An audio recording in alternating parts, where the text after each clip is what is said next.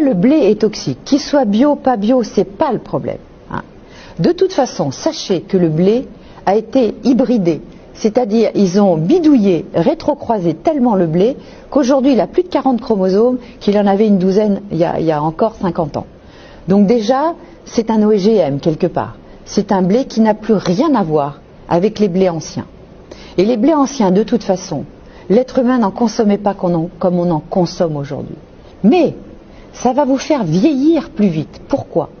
Parce que quand vous mangez du blé, même bio, le vin naturel, tout ce que vous voulez, vous allez accumuler dans votre organisme des glycotoxines. On appelle ça les PTG. Les glycotoxines, c'est un peu comme si vous faisiez du caramel.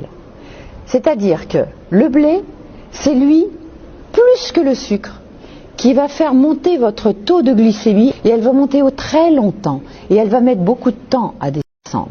Alors pour ceux qui sont malades du blé, ils vont en plus avoir des signes d'inflammation, de fatigue, de ballonnement ou de migraine pour certains, etc., ou de problèmes articulaires, ou de problèmes psychologiques, de stress, de bipolarité, etc., d'agressivité.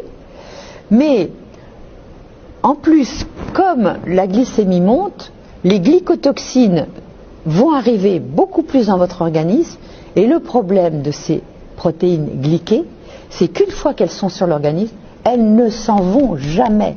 Vous pourrez faire toutes les cures détox, de jus, de ce que vous voulez. Les glycotoxines, quand elles sont dans le corps, on ne sait pas, on n'a pas encore trouvé le moyen d'éliminer les éléments. Et qu'est-ce que ça fait? Ça attaque vos articulations, ça attaque vos reins, ça attaque votre foie, ça attaque votre peau, ça attaque vos yeux.